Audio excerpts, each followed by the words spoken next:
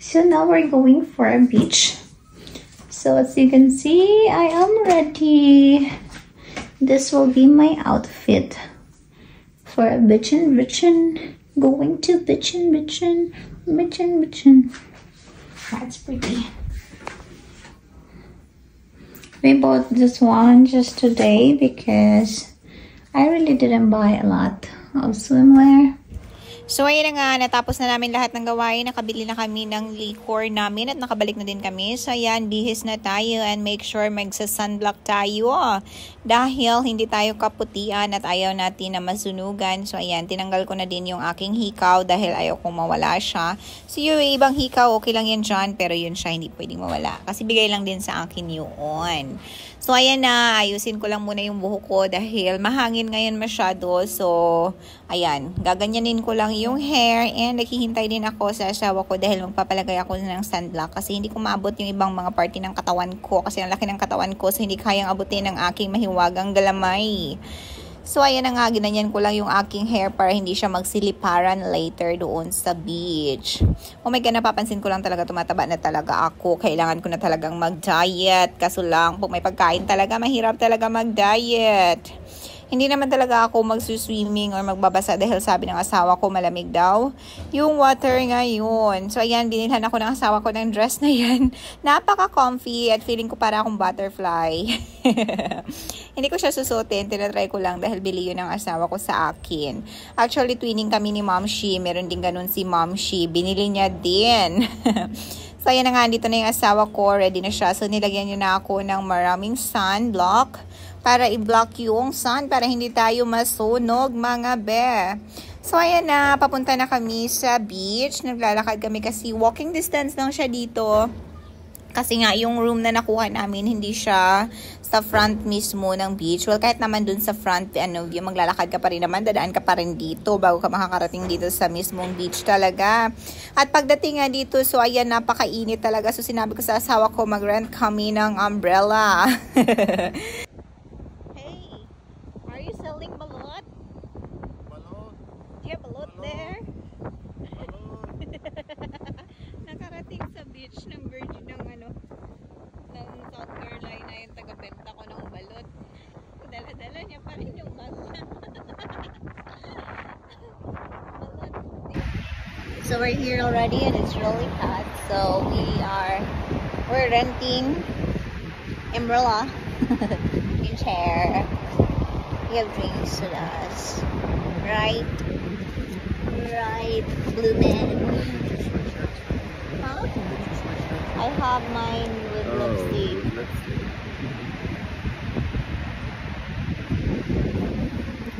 I tried that.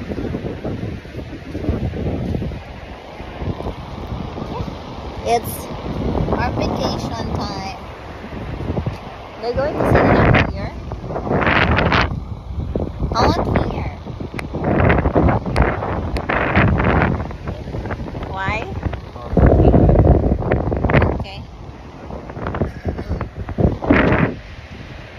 So ayan na nga, ayaw ko talaga sana na magbasa ako dahil nga malamig yung tubig pero tinatawag talaga ako ng tubig dahil naiihi ako at ayaw ko nang bumalik doon sa aming room. So ayan, nagpapa-water ako kunwari, hindi takot sa lamig pero umihi lang talaga ako.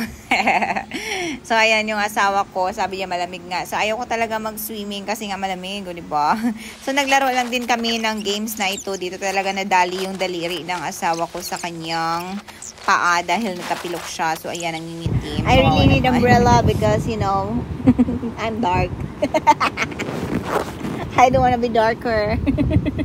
I'm trying to hide under the umbrella. This is how Filipina. Compare the Filipina with American. The American, they want to be tan and they want under the sun. Filipina is here hiding under the umbrella. Put sunblock on, an umbrella. Because I don't want long sun. sleeve shirt. Absolutely. A hat. Sunglasses. Because, oh my God, I'm trying to hide. It's not like that, but yeah, it's like that. Oh, what? Hi, everyone. It is beautiful. We are here at the beach, bitching each other with the camera. Look at that. There's not as many people here as there was. This is where we are with my ex-boyfriend because he become my husband. Sino dito taga ano, Boracay? Oh shit, ang tubig, ang lamig. Oh my God. Woo! Malamig yung tubig. Oy, may pakita ko sa inyo ha.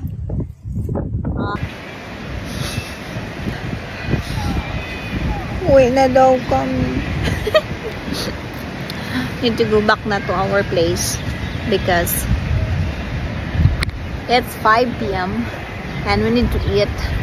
So yeah, we're going back. Magtitinda ng balot oh. Say balot. Balot. How's Balot. your balot? Do you sell it all? I still have a few left. I thought sold out. Balot, 3 pesos. How much? 3 pesos. Ang mura ng balot niya, 3 pesos lang daw. Sana all. It's the end of the day. We're going home. We gotta get rid of them. What? The day's over. We gotta get rid of them. No, we can reheat it for tomorrow. Balot, $3. Balot, $3. Gago. So yan, we're done with our swimming. So we're going back to our hotel for us to get ready to get our dinner. We're planning to go out for dinner tonight with Mom.